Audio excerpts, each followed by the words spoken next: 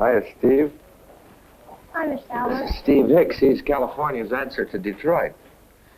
This is your hobby, model cars, huh? Yeah. How many you got now? Oh, about 13. 13? You put them together yourself? Yeah. They look good. Which one is that? Oh, this is my new Petro. Yeah. It's Lincoln's future car. And you're going to be a car manufacturer when you grow up? No, I'm going to be a ear, eye, nose, and throat specialist. A doctor? Yeah. Eye, ear, nose, and throat? Mm-hmm. You got your mind all made up, huh? Yeah. When did you first come here? When did you first get sick? 1952. Yes, and then where did you go? I went to General and was there for about 9 months. Then went to the old Rancho. Was there for quite a while. Then came over to Los Arcos. And then to the new hospital. Mm-hmm. Here. And now you have to come back here once in a while for operations. How many have you had? 9. 9. Can you tell me what they are? Well, I've had 1 on each hand. That's so I could pick up things better. And 1 on my stomach so it wouldn't bulge out and I could sit up better. Mm-hmm. And 1 on my back so my spine wouldn't be crooked. Mm-hmm. And 2 tracheotomies and a halo. What's the halo? It's something they put on your head to stretch your spine while they do the fusion. Mm-hmm. And what does the tracheotomy do? It's for when you can't go in the iron lung, they hook up the positive to your trach. You can breathe that way.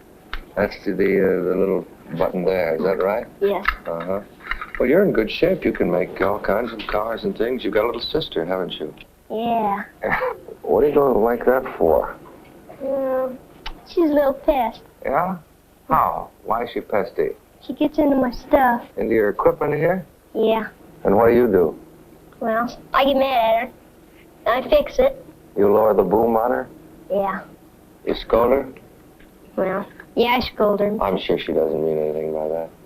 No, but I apologize after so early. All right. When do you figure you're going to start studying to be a doctor? Do you know where you want to go to school?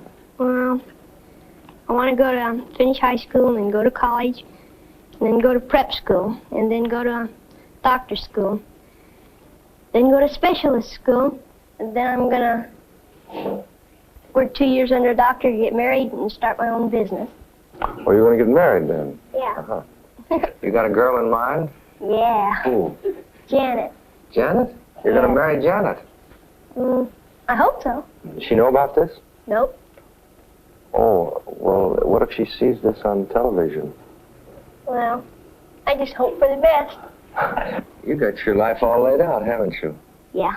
Gosh, I hope it works out that way for you. I'm pretty sure it will. Well, take care. We'll see you again. Okay. Bye now, Steve. Bye.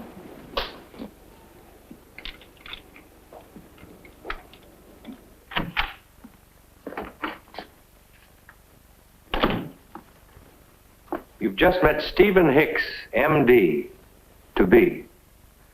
A true example of great faith. As spokesman for the new March of Dimes, I've met many like Stephen, victims of crippling diseases. I'd like you to look at some pictures now. They'll tell you the story much better than any words of mine could.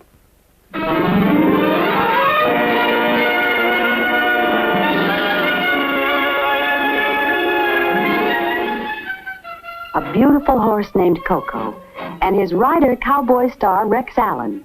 No matter where he may be, a cowboy and his horse always seem to find an appreciative audience. Many of these are little cowboys, and cowgirls too, at heart. Behind those smiles and almost forgotten are many, many hours of illness and pain. Polio is something these children know all about. No one can kid them into believing it's over, because it isn't. Heartbreak didn't just pass this way. It arrived and stayed on. What about an ordinary day in this hospital, a day when there is no entertainment? What's it like in Ward 501 or 502? An iron lung is an unusual place for a Raggedy Ann doll to live, but not to Christina Gonzalez. She and her doll share a mutual experience together whenever the lung isn't needed for another polio victim. What would it be like to be stricken with polio while awaiting the birth of your baby? Carol Shaffer knows. Making a mosaic picture is now possible for Karen McKibben. After she'd been stricken with polio, her father invented the artificial muscle. It was developed and built through March of Dimes funds. Now other polio victims benefit through this invention. Jessie Crescent triggers the action of the artificial muscle with his forehead. The muscle is operated by any remaining muscle power. Jessie, with only 2 weeks' practice, is proud to have progressed to this state.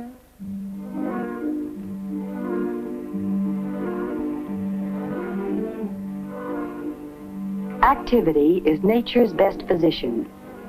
No vaccine can reach these patients in time. Now they must rely on expensive medical care and their own determination to develop to the fullest whatever limited strength they may possess. But for some, there will always be this.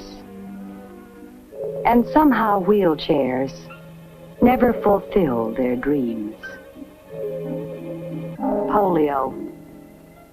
This is the way it is, with machinery the only source of breath and life, and trained hands to administer food and drink. Salk vaccine hasn't been used enough to eliminate the need for iron lungs. Epidemic polio struck in 1959. March of Dimes funds fought it in Kansas City, Little Rock, Des Moines, Virginia, and Tennessee. Ted Vanderventer, a polio victim in a body cast, calls himself the Turtle. His friend, Mike Ryan, suffers from arthritis. Today, March of Dimes funds are being used not only against polio, but against crippling arthritis and birth defects as well. To medical research, this means an even greater opportunity to probe the unknown. Mike has a last word for the Turtle before he goes for treatment. Human life is the subject here, a boy's life, lived in pain. Here are the telltale traces of crippling arthritis, swollen joints, unmistakable and unconquered. Acceptance is the state of mind we choose when reason won't explain why. So Mike accepts his illness and works with therapists in constant hope of getting well. Here he dips his hands in paraffin, and the temperature of the wax, though very hot at first, helps relieve pain. Jennifer knows pain too. Born with a birth defect, Jennifer Lawrence and her mother visit a hospital where Jennifer will have her braces refitted. Jennifer is just one example of a birth defects child. Only in the last few years has there been a reawakened interest in this most serious, unmet health problem. There is no cure for Jennifer's condition, yet she lives in hope of strengthening her nearly helpless body. The wonderful longing for life carries her on. And here, a little baby, a little body, a lot of pain. This little girl seems to have been cheated of so much. A toy boat may help to distract and amuse her. She wouldn't understand the word arthritis anyway. I wonder what her thoughts are there in the whirling water. Does she think of her home, of her daddy, or of Mommy taking her in her arms? This baby's having a cast removed. Perhaps her bottle will comfort her. Surgery has been used in an effort to correct a congenital dislocated hip. Here you see a mother's love and concern and a technician's precision. Will this combination spell success? Gentle hands, hopeful hearts, working to create the gift of physical freedom. Adults know the difference at stake here, normality or lameness. Even in the hospital, little girls still love dolls. A repaired open spine has been achieved for this little girl. Her friend has a beautiful face. She also has crippling arthritis. A happy child offers you a toy. What can you offer in return? New March of Dimes funds to help science prevent birth defects. Mary Beth Pyron represents many crippled children and adults. Denied the use of her legs through a birth defect, what is Mary Beth's life like today? When the days are sunny, there's all outdoors to be wheeled through. Brother Spaulding, strong and healthy, has no trouble running or jumping, even carries the fishing poles for Mary Beth and Mommy. Here, in the sleepy afternoon, the stream winds its way into the distance. Nothing keeps it from being free. A little girl who can't walk needs extra help on a fishing trip. Who'll bait the hook? And who'll help her to pull in the line? Wait a minute. Spaulding's caught a fish. What is a fish? Something very pretty. Something very, cold. Home is a beautiful place. Mary Beth has every advantage, except one.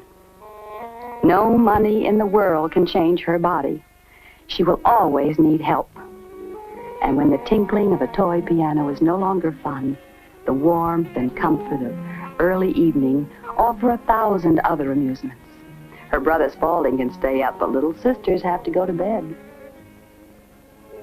Like all little girls, she's fresh and sweet, full of the wonder of the very young. Behind her large eyes, how deep do the thoughts run? Will they someday consider such things as birth and death and the time in between? What about that time, so different, so long in its passing? How is it to be spent?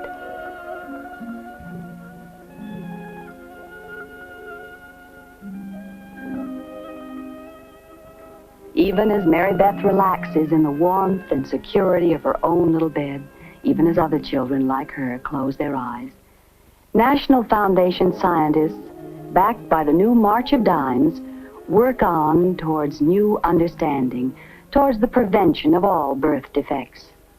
Lights out, Mary Beth, and good night. Mm-hmm. Mm-hmm. See you tomorrow. But this is Mary Beth's tomorrow. How many tomorrows for how many children will be like this? Your National Foundation wants to prevent the heartbreaking tomorrows caused by polio, arthritis, and birth defects.